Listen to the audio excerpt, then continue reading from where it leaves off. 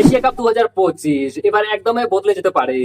নতুন টিম এনে নতুন ওপেনার, নতুন বলার এবং একদম নতুন যুব শক্তির দল নিয়ে মাঠে প্রবেশ করতেছে ভারত। প্রশ্ন হচ্ছে কে কে থাকবে এই নতুন দলে, আর কারা বাদ পড়তেছে, আর কারা একটা লম্বা সময় বিরতির পর আবারও টিম ইন্ডিয়াতে কামব্যাক করতে চলেছে।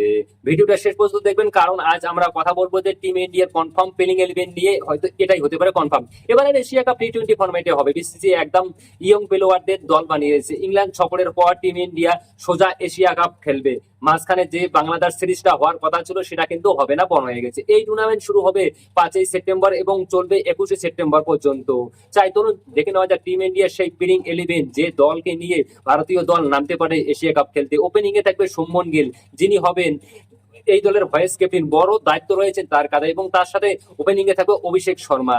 বিস্ফোরক শুরুয়াত দিতে পারে। মিডিল অর্ডারে থাকতে চলেছেন, মিডিল অর্ডারে সঞ্জু স্যামসন থাকতে চলেছে উইকেট কিপার এবং নির্ভরযোগ্য একজন ব্যাটসম্যান। 4 নম্বরে থাকবেন সূর্য কুমার যাদব, যিনি এই দলের ক্যাপ্টেন থাকবেন।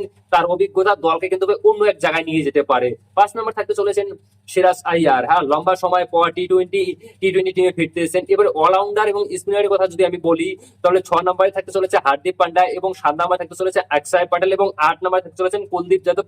9 নম্বরে থাকতে চলেছেন বরুণ চক্রবর্তী।